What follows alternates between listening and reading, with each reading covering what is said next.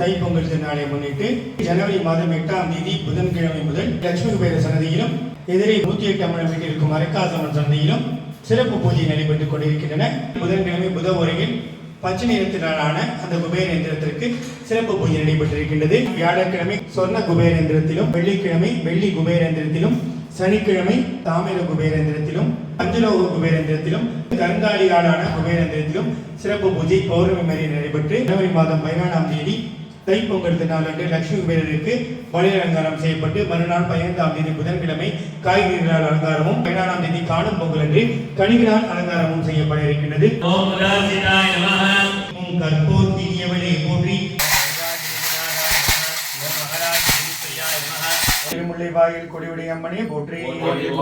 தைப்பொங்கல் திருநாளில் உங்களுடைய அனைவரின் இல்லங்களிலும் லட்சுமி குபேர சம்பத்து கொட்டட்டும் கொட்டட்டும். அரைக்காசம்மனின் அருள் என்றென்றும் கிட்டட்டும் கிட்டட்டும்.